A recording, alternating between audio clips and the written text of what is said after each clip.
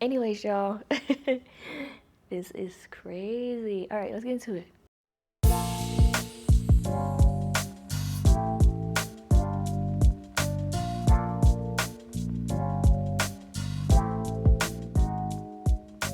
Hi, everybody. Thank you so much for tuning in, and welcome to No Place to Land podcast. After a lot of doubt and a lot of do I really want to put my business out there? We're doing it. Case closed, we're doing it, okay? Because when God gives you an assignment, you follow it. It don't matter how many times you delay it, which I'll get into a little bit more, but when he tells you to do something, you do it. So here I am doing it. So welcome to No Place to Land podcast. I am so eternally grateful for every single person that clicks on this video. I don't care if it's 5 people, I don't care if it's 5 million people.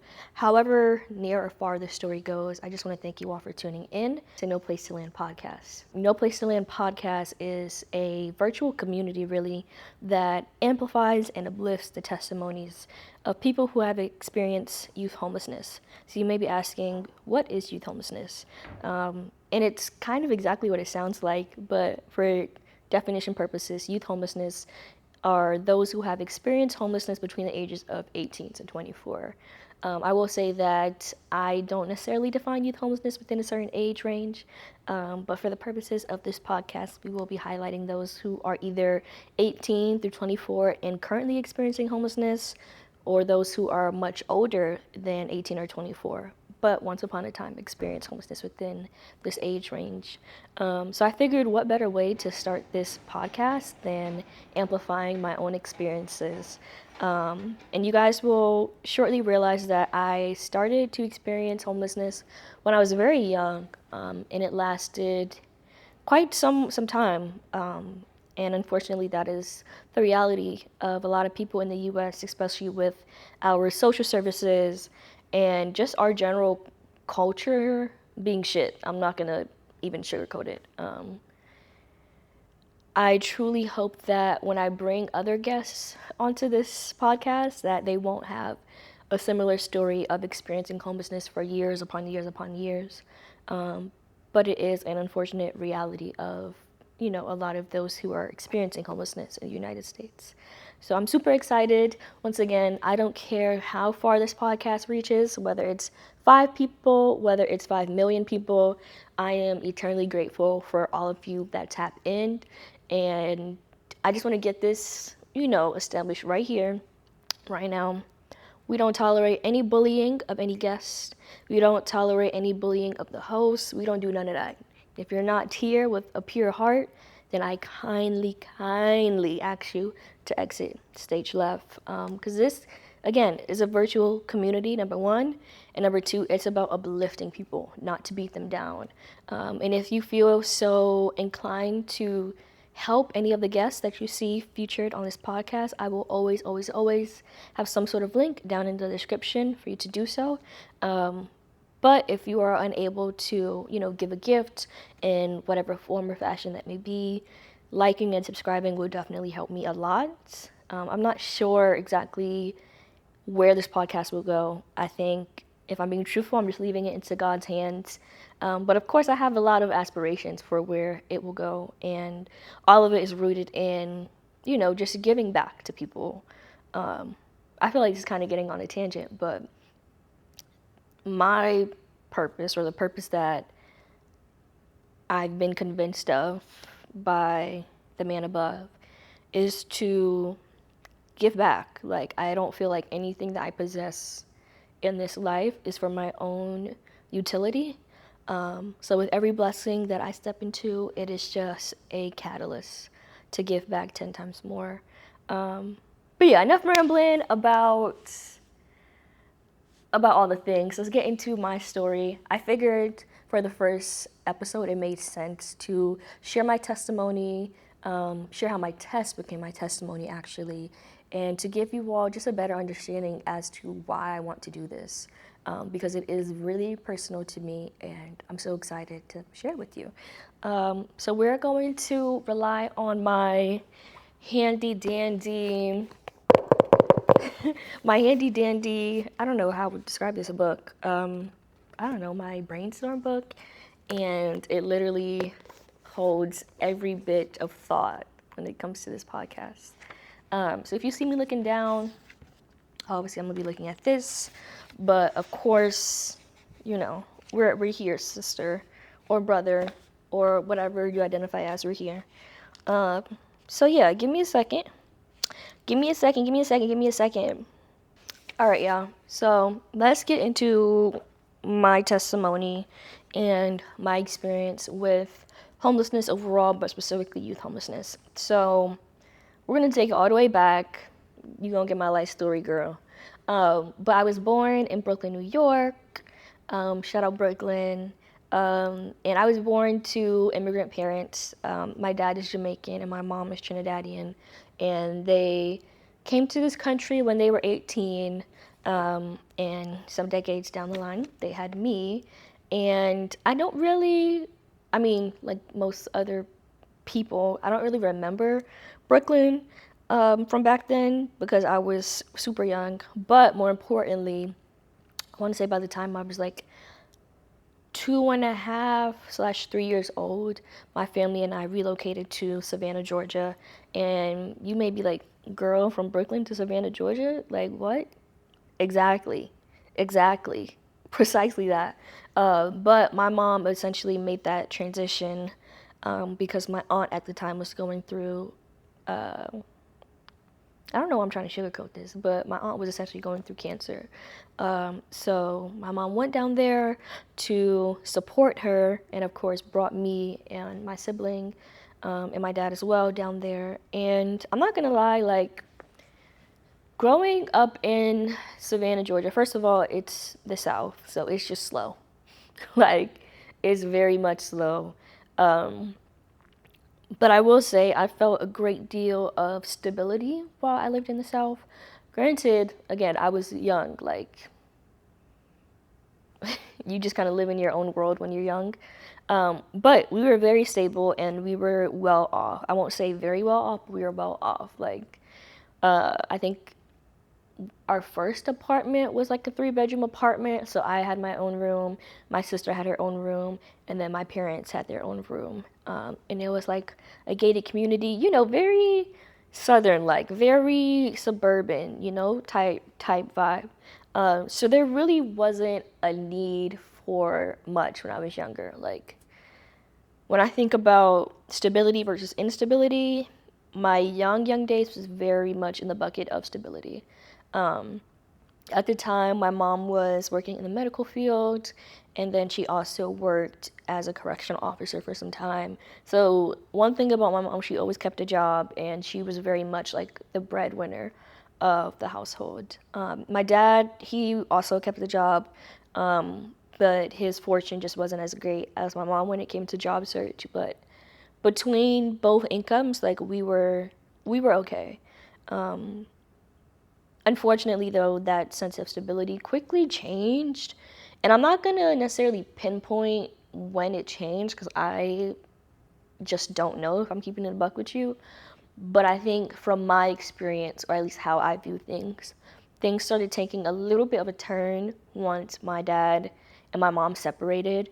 I was around 6 at the time, and it's always like,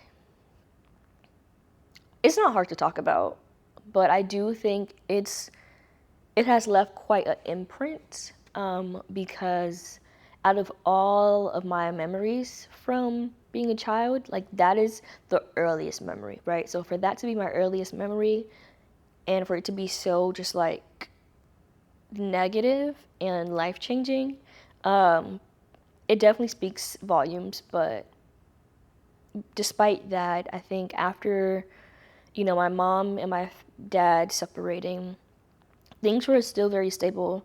But unfortunately, shortly after that, my mom had to get surgery for arthritis and things of the sort. And her job security just kind of started dwindling. And it wasn't instant, but gradually I started seeing, small changes. So our pantry went from being packed and stocked like every month to sometimes having just Vienna sausages.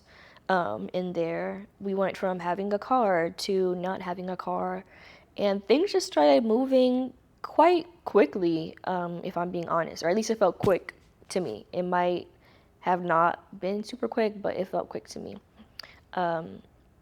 So yeah. Sorry, I'm processing as I'm talking, okay? Because like a lot of these things I think about in my head, but not really out loud. So yeah, things started changing really fast, like I said, at least to me. And it was around, I want to say I was like 7 or 8 that I realized, like, okay, things are starting to change a little bit. They are starting to change really, really quickly. And then the next thing you know, my sister is graduating high school. And it was at this time that my mom was like, okay, we're going to move back to New York because, number one, went from a 2-parent household to a 1-parent household. Then the job stability started declining. And then on top of that, jobs aren't abundant in the South, or at least back then at the time. So although my mom was actively seeking work, she just wasn't acquiring it as quickly as she could have if she was in a more populous city like New York. So we came back to the city. Again, this is the time when my oldest sister was transitioning into college. Yeah, she had just graduated high school. So I want to say this was like 2010, 2011. So I was like 9/10. So my sister graduates. I get shipped back to the city in July. And I guess my mom's theory or idea behind all this is, okay, let me send my daughter back to the city so she could stay with her aunt. This is a different aunt, okay? Catch up now, catch up. So she sent me back to the city to live with my aunt in July of 2011, I'm pretty sure. And this was to just make sure that I could get enrolled into school and make sure everything was cool with me. And then I want to say around August or September, that's when my mom joined me. So it was in this new arrangement of housing. It was me, my mom, my aunt, and Hey y'all, this is editing Zenayah here, and a quick disclaimer. So, because some of the people that I'm going to be talking about in this episode are still actively a part of my life, I'm just going to call them counterpart. in this 2-bedroom Harlem apartment. Now, if you know anything about New York City apartments, they are very teeny tiny, girl. Like tiny, okay? It's ridiculous. So it was me, my mom, and my aunt in 1 bedroom, and it was the smaller of the 2 bedrooms. So how it was set up is, and if I have a picture, I'll like insert it somewhere over here. But essentially, my aunt was on a twin size bed. I'm pretty sure a twin or a full. And then my mom and I were on the floor, like our mattress was on the floor, but it was a twin size mattress. So my mom and I were cramped up on that mattress, and then my aunt was on like her actual bed. And it was very tight. Like, I can't even compare the room size to anything for real. I can't think of anything to compare it to. But it was small. Like, if you from New York, it don't take much imagination. Like, it was very tiny. And for a long time, it was, we made it work. Every morning we would wake up, we would fold the sheets that we had on the mattress that was on the floor, and then we would lift the mattress up and put it against the wall so there could be a little bit more walking room. And it was it was a lot. Like I really don't have any other way to describe it than being a lot. You have 2 functioning adults, you have a young child, all in one tiny room, just cooped up on a day-to-day basis.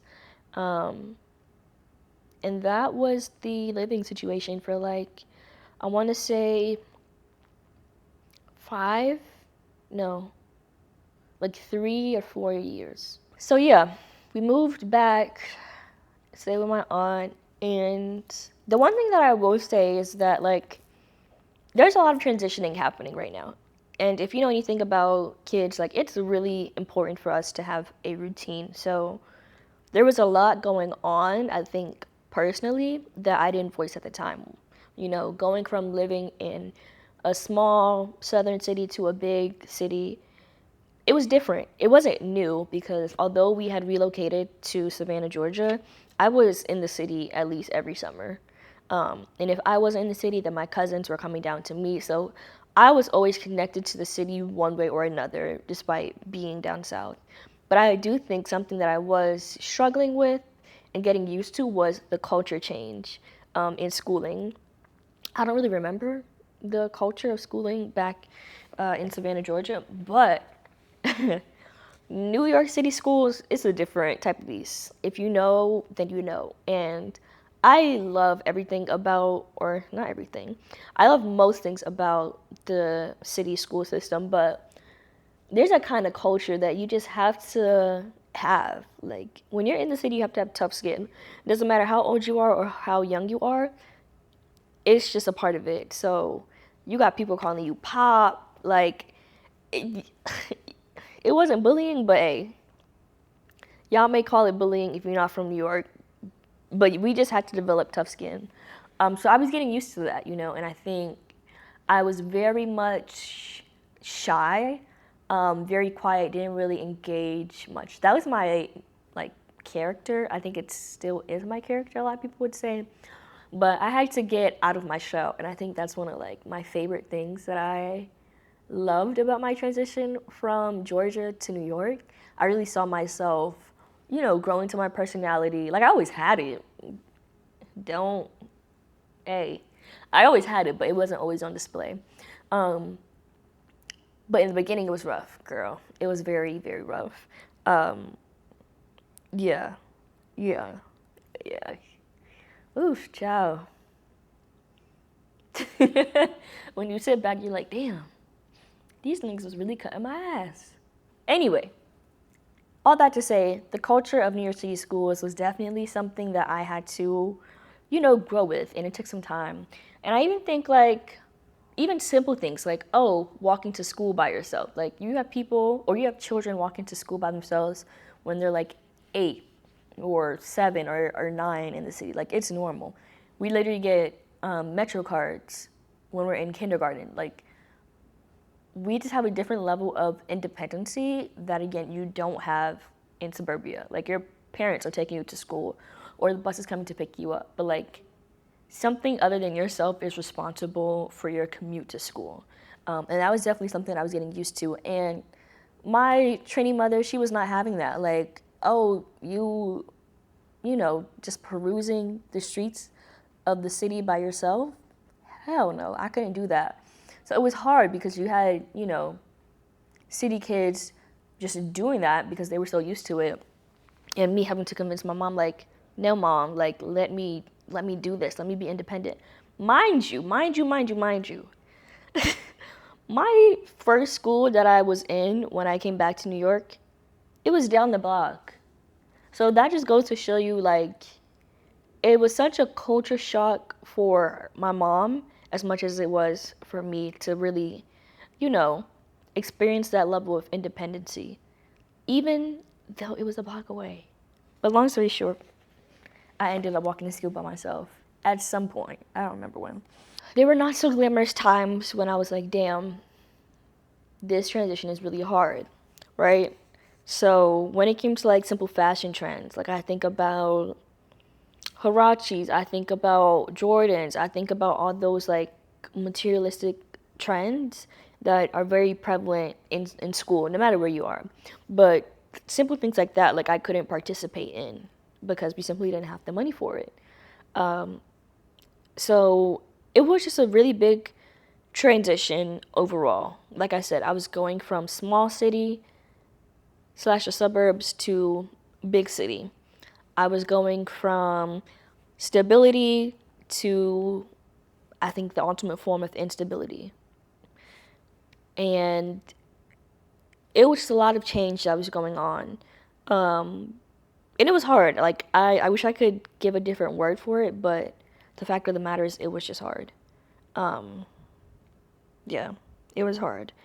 And I think naturally I defaulted into what I knew, and that was school. Girl, why is you about to cry? What the heck? I'm not gonna cry.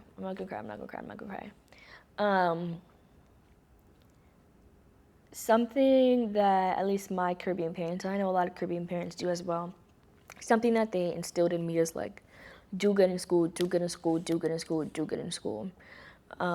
Because up until this point, neither of my parents had gone to college. They graduated high school, and they did, or at least my mom did, like medical programs or medical assistant programs, excuse me, here and there, but they never went to college. So even before I moved back to the city, even when I was down south, like it was okay, do good in school, do good in school, do good in school. And that was the same thing here when I moved back to the city. And when I was going through this stuff, like I said, school became my default. I locked in, and I think the best way to describe it is like I used school as a form of escapism. And when school wasn't like available, like when I had finished my homework type vibe, I would write a lot. I used to journal a lot. And I was cleaning out my journals recently, and I remember coming across a journal entry, and it was like, oh, what do you want the most? Or some shit like that. I'll put a picture of it right here because I did take a picture of it. But I think it said something about like, oh, I wish that my mom had like a job or like stability or something of the sort. So throughout this transition, a lot of it was trivial. Like I said, like, oh, the independence, like that wasn't the biggest of my issues. But I think once I really allowed myself to kind of sit down and really write it down and put it out into the world, like I was grieving a lot. I was grieving because there was a sense of normalcy that I once had that I no longer had. And then there was a normalcy of like, oh, this is like how you be young in the city, like you get fresh, like you cut up, like type stuff. And I couldn't emerge in that fully because I know I had stuff going on at home. Anyway, enough about school. When I wasn't at school, like I said, it was my aunt, me, my mom in one room, and then my aunt's counterpart in the other room. She was gracious enough, like I said, to let us stay with her. But of course, she wasn't the only occupant in the house. So things weren't always super mellow. The other counterpart in the house, how should I describe them? I'm trying my hardest to not protect their image, but to extend grace. I'm trying to extend grace. All I'll say is that they made it very difficult to be in the home. And I say that because he made it apparent that he didn't want us there. So there would be times when he would be very indirect with his delivery when it came to not wanting us there. So for example, I would be doing homework at the table, and my mom would also be doing homework as well at the table, because at this point now she has enrolled in college to get her associates once she figures out that, oh, I'm having a hard time finding employment here too. Anyway, her and I would be doing homework at the table, and just like anybody else, when you're doing homework, you don't want background noise. So like we have the TV on low. He would come in and raise the volume super, super, super high.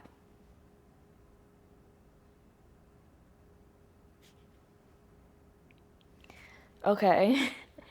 And then sometimes the person and my aunt would get into arguments, and he would say things like, and this is not his direct quotes, but essentially it was like, oh, and your sister and your niece can get the fuck out of here too. Sorry for my vulgarness, y'all.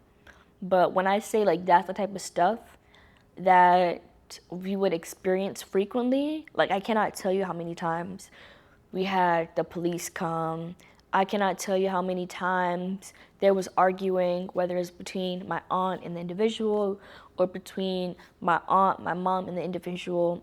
So it just wasn't a very stable or suitable environment for a young person or a child, not even young person, a child or any functioning adult. It wasn't great.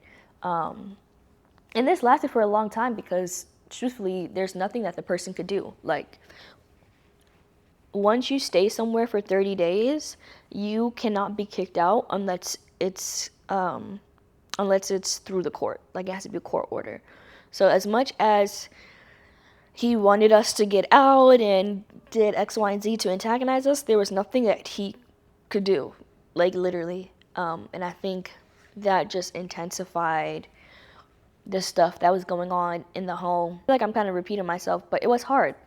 Like, keep it a buck, plain and simple, it was hard. And it was nothing that I should have experienced. But I'm glad I did. And we'll talk about why I'm glad that I went through this at the end. All that to say, girl, it was a mess. It was a mess. And I think the other thing that I'll mention from this time period is that I'm transitioning again to the culture of being a city kid. There's a lot going on in the home. But on top of that, I'm also bonding with my mom in a weird way. We are going through this hard time together. At this point, I have one sister back in Savannah, Georgia, going to college. I have another sister back in Jersey, I think, at the time, who has her own life. So it's really just me and my mom. And I hate to say that it was bonding, because bonding is usually like a flowery term. But we were bonding, for lack of a better word, because we were going through hardship together. And I remember vaguely, like, she was getting acclimated to, I guess, college education, because she was pursuing her associates. And, you know, when you go to college, you have to do basic classes. Like, you have to take algebra, you have to take writing composition and all these things. And again, like I told you at the beginning, my mom and my dad immigrated from the islands. They didn't go to college. So I remember being in like 6th grade, mind you, helping my mom write papers week upon week upon week upon week, while also doing my own studies, helping her with algebra as I'm also learning algebra my damn self. So it was nice to be able to help my mom in this way because I knew that I couldn't help her financially. So I was like, okay, how else can I support her? How can I help her? And I was able to do that in the best way I knew how, through school. But at some point, like, it's a lot, y'all. Like, it is a lot. And I feel like a lot of immigrant or kids of immigrants can feel this, like, having to read over their writing to make sure that it sounds English enough, or having to look over, like, documents, whether it's legal or medical, and not knowing what the hell you're looking at. But because you have the privilege of being born in the US, like, you automatically become the doctor, you automatically become the lawyer, you automatically become the professor, you become the teacher, the tutor, all the things. And like I said, a part of me was very grateful, but a part of me was also supremely exhausted. Like, the youthfulness that I had, or the youthfulness that a child should have, I didn't have that experience. I couldn't hold on to that up until I was 18. I'm not gonna lie, like, my youth, like my real youth, shed as soon as we came back to the city, or maybe a little bit before that, when I realized, like, okay, this is real life that's happening. We're getting hit again and again and again, and I didn't tell myself that I had to step up, but I think inadvertently, I just kind of stepped into that role of like, okay, this is real life happening. So yeah, I feel like, again, that was a tangent, but I really want y'all to understand all the things that I was feeling at the time and just all the different stimuli coming at once. All that to say, girl, it was a lot. It was a lot. So that was like that was, I want to say, like the first 2 years of being in the city. Now, from I want to say like from the time I first got here up until like 2016, things were pretty much the same as I previously described. Excuse me, getting acclimated to the city, home life being very just unstable, getting really deep into school and all the things of the sort. But after some time, home life at my aunt's house just became too much to bear. It was just becoming a little bit destructive, I would say mentally and emotionally. And at some point, like, my mom said, enough is enough. Like, I'm not dealing with this. So after that, we went to a neighbor's house. Like, literally, this was our building, or let me put it for y'all. This was our building, and this is her building. So we went to stay with this neighbor. And I don't remember how her and my mom became friends. But if you know, you know. Like, everybody on the block ends up being cool in some form of fashion or knowing each other in some form of fashion. And then it also helped that I was going to the same school as this person. So when I first moved back, when I first moved back to Harlem, I went to Fly, which is Future Leaders Institute. I don't know, girl. Fly Academy right there on 122nd between 7th and Lenox. Then after that, I went to Harlem Children's Zone Promise Academy, or PA2. There's a lot of acronyms, but just follow me. So me and my neighbor's daughter went to Promise together. All that to say, we knew each other from the block. We also went to the same school, so it's like kind of, I won't say easy to go over there, but it became a community support type of thing. It lasted not super long. Again, there was some clashes there that happened, and although it ended up not working out, I think this is my first instance of seeing how community really steps up and like can be supportive. So yeah, that ended up happening. But it didn't work out, and we went from the neighbor's house now to my grandmother's house. How should I put this? Hold on, y'all, I'm finding it. I'm like playing a fine line between, like I said, protecting people, but also giving grace. And sometimes that can be hard when you're being truthful and telling things from your experience. We went to my grandmother's house. Long story short, it didn't ended up working out, unfortunately.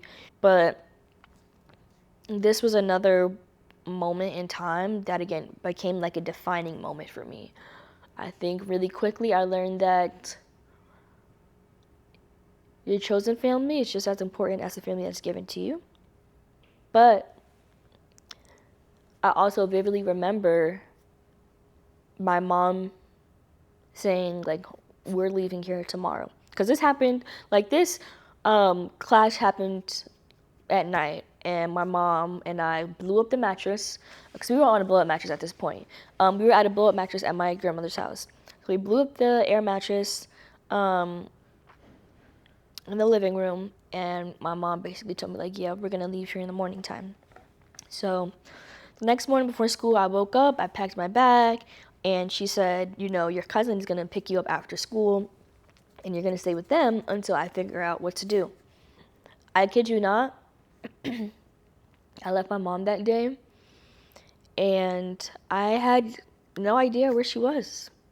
And to this day, like, I still don't know where she rested her head. I don't know if she stayed with my grandmother for a little bit longer. I don't know if she was out in the park. Like, I don't know where my mom went or where she was. And at this point now, I want to say I'm in like 8th grade, 7th or 8th grade, maybe 9th grade. I don't know. It was one of those grades. But I was going to school, being the student that I was expected to be, but it was supremely hard to do what I was supposed to do and not know if my mom was okay or not. And that level of separation, or not level, but that moment of separation, it was very, I don't know how to describe this. I feel like I keep saying hard. But yeah, let's just say it was hard. It was hard. And I think a lot of families have to separate in order to survive. And a lot of families have to separate for much longer periods of time. And mine was like, again, only a week, but still to not know where your other half is or how they are managing. Like, what? Like, that's, you can't even conceptualize that. Especially like a mother and a child dynamic. The one parent that's supporting you to the best of her ability, you don't know where she's at. I'm looking down, y'all, because if these tears fall while I'm looking straight, the makeup is done. But if I look down, it's gonna be okay. Now that I'm like hearing myself talk about it, it was both the separation and the fear of the unknown. Fear of not knowing where she was going to go. Fear of not knowing how long we were going to be apart. That really was like a defining moment of my homelessness experience. And like I said, to this day, I don't know where she rested her head, but I do know that after we got off the phone, I went to sleep crying, because I didn't know where she was, and I didn't really know how she was doing. And I was still, again, expected to go about my week normally. That was like really, yeah. It was rough. After we spent, I want to say about like a week apart, we went back to my aunt's house. And you're probably like, girl, didn't you say that was XYZ? Yeah, it was. But we went back there temporarily, because we needed somewhere like stable for a bit. But before we went back to my aunt's house, like my mom told me straightforward, we're not staying here. We are not staying here. I just need somewhere for us to be, because we're about to go into the shelter. And up until this point, like we had been bouncing around, or doubling up. And doubling up is essentially when you're like couch surfing or like staying in someone's house, but you are not on the lease. Like, again, you're doubling up. It's exactly what it sounds like. So up until this point, we had been doubling up. And the shelter, I was like, oof, girl, the what? Like, oh, okay. So we're homeless for real. Or at least that's what I was, thinking to myself. And this wasn't the first time we sought out the shelter. I feel like from the time we moved back in 2010/2011, we had been there on multiple accounts, but they kept sending us back to wherever we was at. Because in their mind, you have somewhere to return to, and that you don't need to be in a shelter. And it always, like to this day, even in my career, and I'll get into what my career is, but even to this day, like the idea that you have to have nowhere else to go, like you have to be at a breaking point to receive assistance, to receive government assistance that you pay for, like that doesn't make like that never made sense to me. If you have somewhere to return to, even if it is toxic, they're going to send you back there. What are we talking about?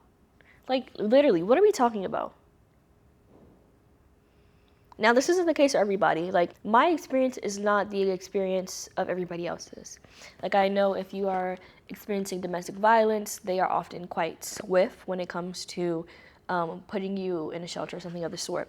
Even when they would, like, call my aunt to verify, like, oh, did this really happen in the household? Did your counterpart really say, oh, X, Y, and Z? They would still send us back. Every time. Literally every time. And like, to this day, it's so bizarre, because as hard as a shelter is, and I'll get into my shelter experience, but as hard as a shelter is, like, if we would have went in a lot sooner, I think we would have avoided a lot of the hopping around from place to place to place that I told y'all about. But eventually, we go back to Path. Path is the intake center. In New York City. It's right there on, I think, 149th and Grand Concourse in the Bronx. And you go up there, you sit for hours upon hours upon hours. You talk to someone, you tell them, hey, this is what's going on.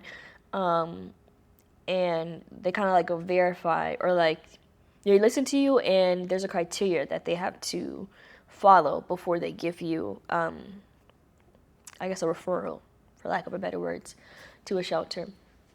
So I remember we went. I had to not go into school that day because if my mom went without me, the likelihood of us getting into a shelter was low. So I missed school that day. We stayed at PATH literally all damn day. And finally, we got placement at a shelter not too far from where I was at originally. And it was super close to my school. For the sake of privacy and for the sake of people that may or may not live there currently, I'm not going to disclose where the shelter is, but it was like 10 blocks away from school, so it was very central. And when we went there, I didn't know what other way to describe a shelter other than a dungeon, y'all. Like, I'm gonna be so for real. It gave dungeon. When you go into the room, so I hope I have a video. I don't think I have a video. Let me put this over here because it's kind of distracting. But in our first assignment at the shelter, when you entered in, there was a bathroom right here. And then as you go further in, mind you, this is not a lot of space that I'm talking about, but as you go further in, you have a bunk bed on this side. Literally bunk bed with black railings. And then you have like a little square table, wooden square table, where you can sit down and eat. And then you have a sink area with like a little kitchenette. It's 2 burners, no stove, and maybe 1 cabinet above it. So it was very, very, very small. But at the end of the day, like, yes, the shelter sucks. I wouldn't wish the shelter on my worst enemy, but we had somewhere to lay our head. And that was really the most important thing, honestly. The unfortunate side, though, is that our first assignment, it wasn't up to par. I remember 2 vivid memories, one of which almost resulted in me falling off the bunk bed. Let me paint the picture. My mom is on the bottom bunk bed. I'm on the top bunk bed. Remind you? Girl, what? Mind you, I said the rails are like black. So I'm tossing and turning throughout the night, and I turn a little bit too much to the edge. I kid you not, the rail nearly came down. And if it wasn't for my fast reflexes, I would have fallen off the bunk bed that night. No cap. I wish I was joking, but I'm literally not. When I say I literally shocked myself back into position, or else I would have fallen off the bunk bed. That was one memory. Another memory that I have, oh Lord, thank you so much for how far you've brought me. We woke up because we hear drip, drop, drip, drop, drip, drop in the bathroom. So I'm like, what the hell is that? So I get up, turn on the light. There's brown water coming from the unit above us. Y'all. I gotta say back for this. Brown water. It was shit water.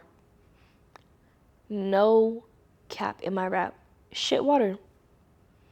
So I woke my mom up and we had to grab buckets. Literally, I kid you not, we was trying to like clean up and all that stuff. And there's water coming down, like little droplets getting in my hair here and there. It was disastrous. And it wasn't until this happened that we got relocated to a different unit. And in this unit, it was the same setup as before, but it was a lot bigger. There was a bunk bed on this side and then like a little twin bed, kind of like a dorm, like the bed that you get in a dorm type vibe on this side. So I usually slept on this side over here on the twin bed, and my mom usually slept on the bottom bunk over here. And if you know anything about being in the shelter, even if you don't, you get assigned to a caseworker. You have to meet with them quite regularly, which my mom did. You had to be in the shelter at a certain time. You couldn't have any guests.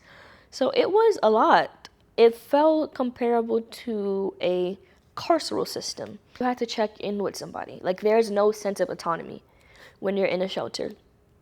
None at all. And that's by design. Like, let's keep it a buck. It is by design for you to be treated as if you don't know what you're doing,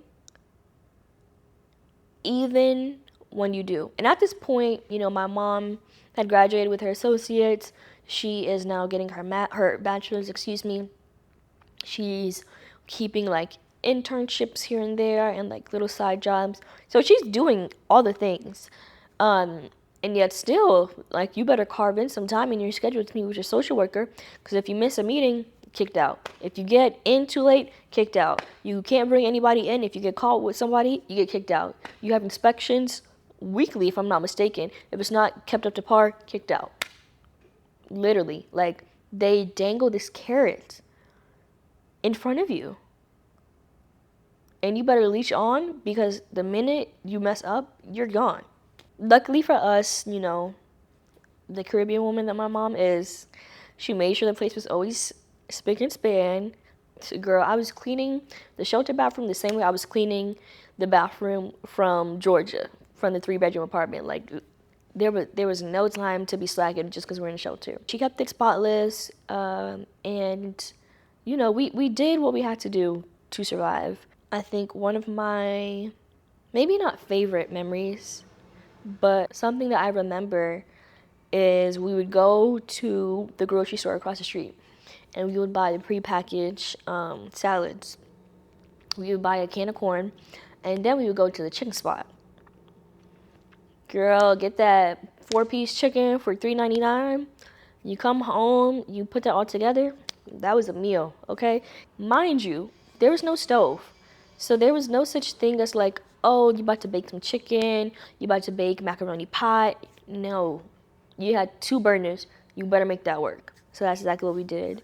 And it was a good struggle meal. I'm not going to lie. It was a good struggle meal. We made it work. But it was a good day, or it was about to be a good weekend, when you went to the fish spot downstairs. Fish and chips. Boy. That was like our version of going out to eat type shit. There was some good with the shelter. The last thing that I want to talk about with my shelter experience, and I bring this up because I think a lot of people go through this as well. That's one side of it. But I also think this is something I carried with me for a very long time. Like, up until now, I still carry it. But being in the shelter system, I went through this phase of embarrassment. And let me paint the picture. At this time, there was some rumors going around like, oh, Zenayah's in the shelter, Zenayah this, Zenayah's homeless, Zenayah's this, that. And like I told y'all earlier, when you are a New York City school kid, you have to have tough skin, okay? If they cutting on you, calling you pop because you buying the nutty, or nutties ain't a thing no more. But if they calling you pop because you buying a nutty instead of Arizona, something as like so small as that, you can only imagine the discourse that would have been had if you tell people, oh yeah, like, I'm homeless, I'm in a shelter. Like, it was very taunting. And I think knowing that and just kind of being in the school environment that I was in at the time, I told myself, like, Yeah, keep denying that you're in a shelter until you can prove folks otherwise. And you may be like, Zenayah, what do you mean? Like, what are you talking about? And sometimes this looks like me and my friends, or friends that I thought were my friends, so that's friends at the time. Let's just call it friends at the time. Like, sometimes we would, walk home, because at this point I could walk home. Like, yeah, I'm a city girl for real. At this point I could walk home. So we would walk home, walk down the Ave, and I would take them to the wrong building. Be like, yep, I'm about to go upstairs. Thanks y'all, see y'all tomorrow. Just to loop around the block to go back to the shelter where I really lived. Like, that is how embarrassed I was of my now testimony. Here's another example. Remember when I said the shelter was like 10 blocks away from my school? If something's 10 blocks away, it could take you like 7 minutes, maybe 5 to 7 minutes to walk if you walk in at New York pace. And I hope y'all walking at New York pace. Anyway, take me 5 to 7 minutes to get to school. But it's a neighborhood school, so a lot of people that I went to school with lived in the neighborhood, lived in Harlem. I would leave my house an hour early just so nobody saw the building that I was leaving out of. That is how, again, embarrassed I was of my living situation. And I remember one time I left at like 6:50 something, 7, and I saw like one of my friends / one of my like brothers or whatever. And when I tell you my heart dropped to my ass, my heart dropped. And looking back, I'm like, wow, like, if only I could give that version of me a hug. But it felt so much like a disastrous moment, because from the outside, like, it didn't look like a regular city building. Like, you could tell, okay, this ain't really an apartment building. So I'm a little off about it. I can't really tell what kind of building it is, but it's not a city, or it's not an apartment building in the city. And I didn't want to be questioned at all about, oh, why this look that way? Like, what's going on? And luckily, that individual didn't ask me anything about it, but my shame of where I was, laying my head every day was so ingrained. And I think the final thing that I'll add about, being embarrassed because I was in a shelter is the fact that it really amplified how much my youth was being taken away from me. Because at this point, all right, you like 13, 14, I don't know, one of those ages. And this is the time when you start having sleepovers with your friends. You may be going to like the school function or the school dance, and you want to hang out with your friends afterward, and you have a sleepover at your house. Nobody could come to my house. Nobody could come to my shelter unit. Literally, there's a desk with the security in the back waiting for you to sign in. You cannot go past that point. You cannot. So it just felt like so much of what normal childhood is expected to be was ripped under me, and it was magnified when I was in the shelter. All that to say, the embarrassment that I felt was deeply entrenched. And like I said, I don't wish the shelter experience on anyone. They treated you like a damn criminal. Obviously, that is hyperbole, but that's what it felt like. It was very much a controlled and surveillance-like environment. But this is where things start getting good. Ish. I want to say around 2016. 2016, my mom was working enough hours, she had enough pay stubs, this, that, and the third, to be qualified for this program called the SOTO program. I don't really remember what SOTO stands for, but essentially what it would do is it would take those who qualified out to like Jersey, and they would show them, units that landlords would be renting out for those who had this like voucher, for lack of better terms. And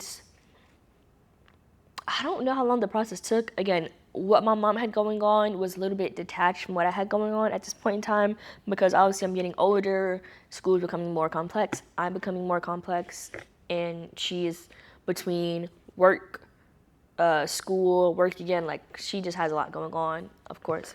Again, all that to say, I don't know how long the process took, but next thing you know, my mom finds this unit, and it's in Irvington, New Jersey.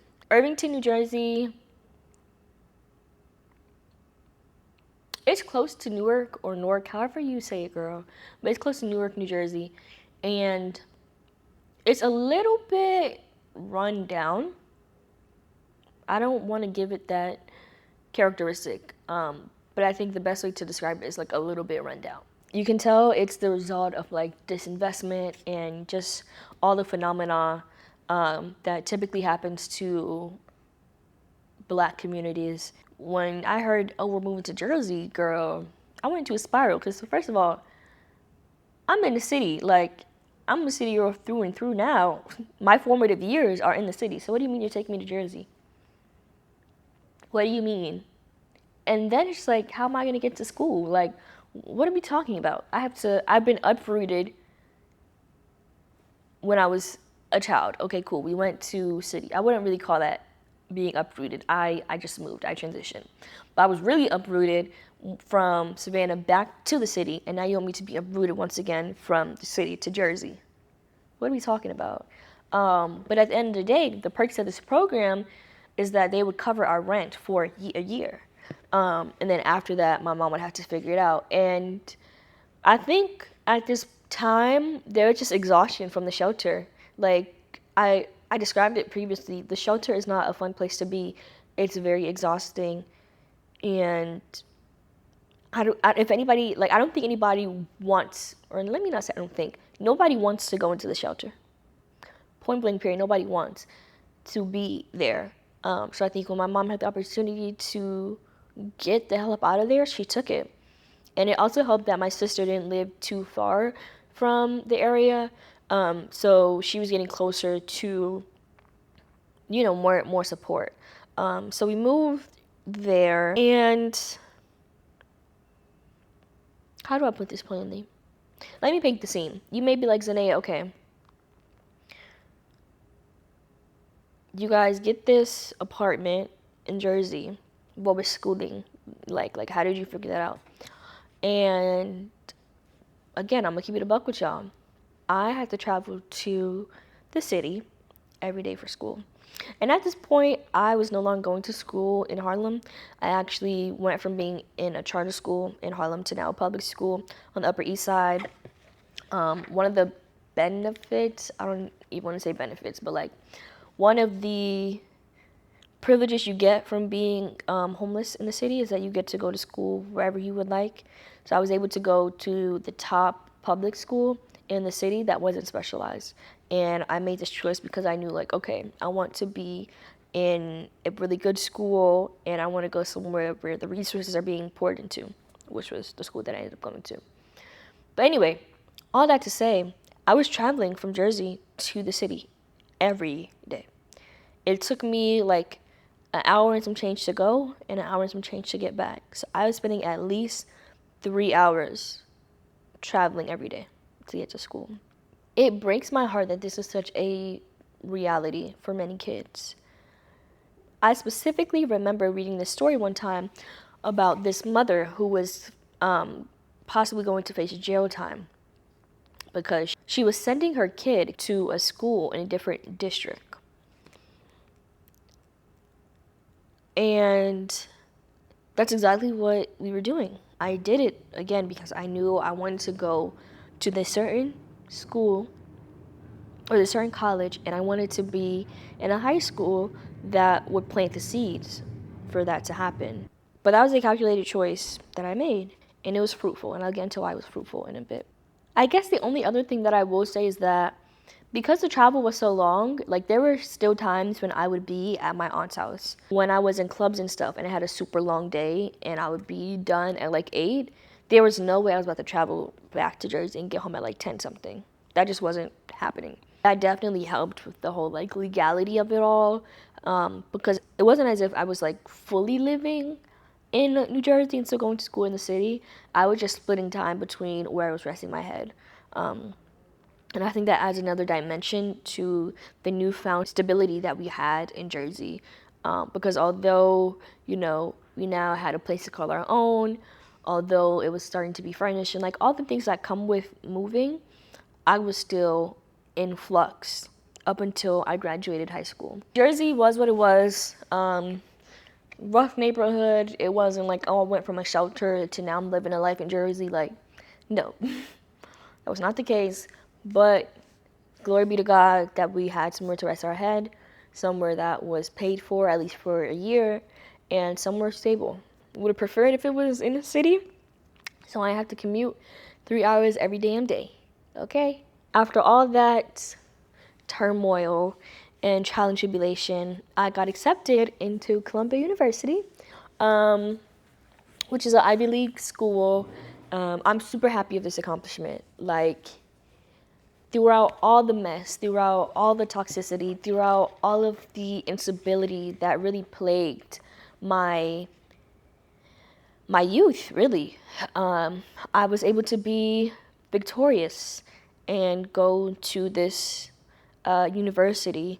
Now, I don't wear my alma mater flag with pride because they have a lot of stuff going on. But I was able to, like I said, go to Columbia University, and I not only went there for 1 degree, baby, I went there for two.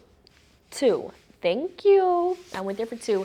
I got my bachelor's in urban studies and political science, and I got my master's kind of in the same thing. And the one thing that I will say is I didn't like magically went from here to here. And that definitely didn't happen once I went to Columbia. I was still very much kind of ignoring my homelessness experience, but I did take this class in undergrad, and out of all the classes I took, this is like my most favorite class, favorite professor from undergrad. We had to do a personal change project, and never had I ever had to kind of be as reflective about myself and be graded on it. I don't remember what the prompt was, but in that paper, I talked about my homelessness experience. And that paper, and if I find it, I'll put up like a little snippet of it, probably here and here. But when I wrote that paper, it was like a moment of relief, a moment of transparency, and just a hug from myself to myself. Because it was in that paper that I promised myself to uplift my story. Why am I burying it? It's a part of who I am. And I even decided to give it a bigger platform. Before No Place to Land podcast, this podcast was called Out of Place, Out of Home. And I put a lot of time into that version of this podcast because, it's like my passion project. I was like, okay, period. I'm going to accept this story and I'm going to make it big. And unfortunately, it didn't go anywhere. Let me give myself some grace. It did go somewhere. I went as far as making a website, which I'll put right here.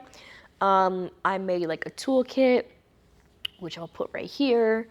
I did a whole bunch of things for this podcast, but I really couldn't stomach putting it out there.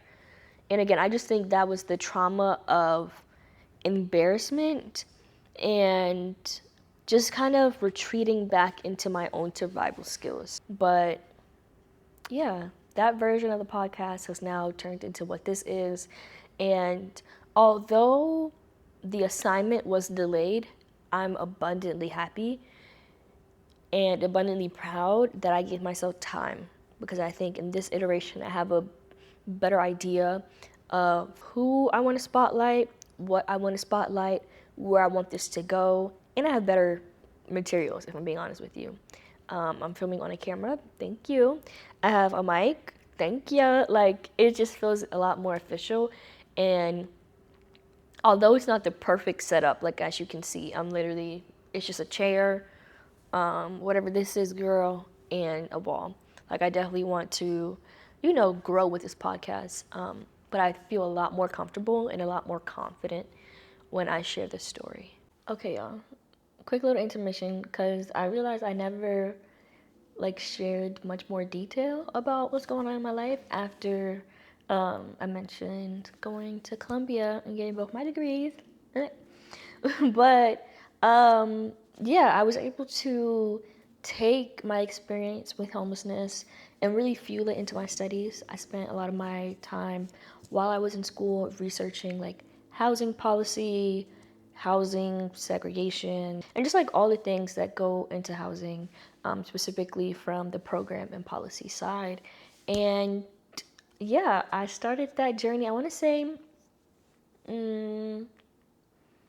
I started taking it serious as a sophomore in school or in college, and I did that all the way until the end of my grad program. And now I have moved to the DMV area, and yeah, still focusing on policy, still focusing on housing, and yeah, that's my life, girl. I am able to make a career out of something that happened to me firsthand, and I'm able to supplement it with a whole bunch of academic and professional experience.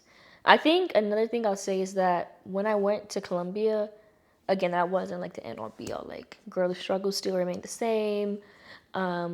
Worrying about how my mom is going to afford rent was definitely still a thing. Those issues didn't just vanish. Every semester, I kid you not, I was working 2 to 3 jobs while being a full-time student with 22 credits.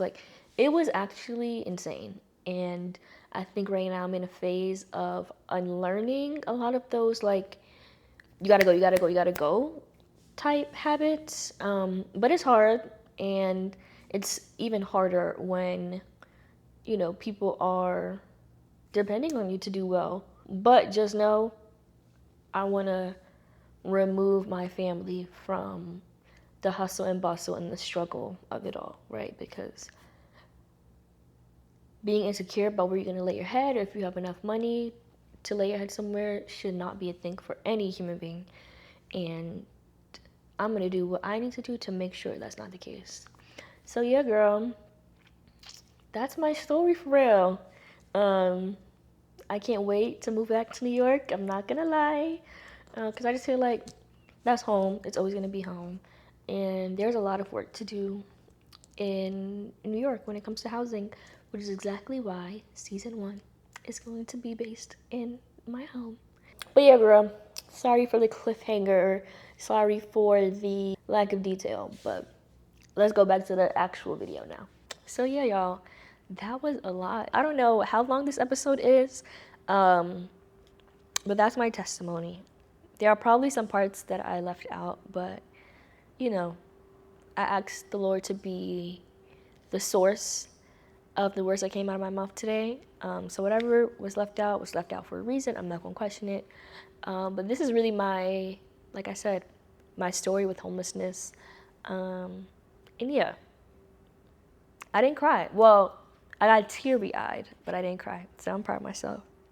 Like I said at the beginning, I share this story so that you all can really understand why I'm doing this podcast and why I'm passionate about it and why I'm so dedicated to uplifting other people's stories.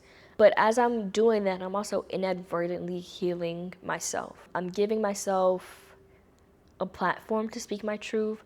I'm giving myself the opportunity to connect with other people in their truth. And it's really a roundabout way of giving my younger self a hug. Above all else, there always has to be trust between whoever is behind the camera and whoever is on the other side of the screen. And I think the best way to establish trust is to really get to know the person and know their why. And again, I'm just super grateful that I'm at this stage of confidence and living boldly to share this with you all and not give a damn about how it's received. Because at the end of the day, this is my life. So yeah, we're going to leave it there. We're going to leave it there. We're going to leave it there. Like I said in the beginning of this podcast, I don't know where it's going to go. I have an idea, and I'm going to keep those ideas in the vault because I don't like to speak on things before they come to fruition. But yeah, I'm excited for where this is going to go. And in the episodes after this one, you're going to hear a host of stories from other, folks who have experienced youth homelessness. And I am super excited to announce that for this season of No Place to Land podcast, we're going to be featuring 5 stories from other young people or older folks who experienced homelessness at a young age. We're going to be hearing from folks in New York City. After this season, we're going to take this around the country.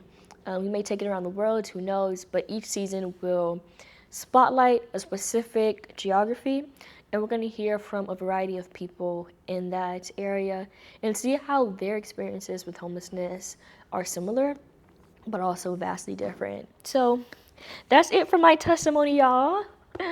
Y'all got to be in my business. As much business as I let you be in, thank you. But yes, please, please, please, please, if you like what you heard, give it a thumbs up. Please engage with me in the comments. Listen, one comment, 1,000 comments, I'm going to react to it. So please engage with me, whether you connect with the story, whether it's something that you have a question about, whatever it may be, please feel free to leave a comment down below and subscribe so you can return for the next one. But in the meantime, thank you for listening to mine, and I'll see you very soon.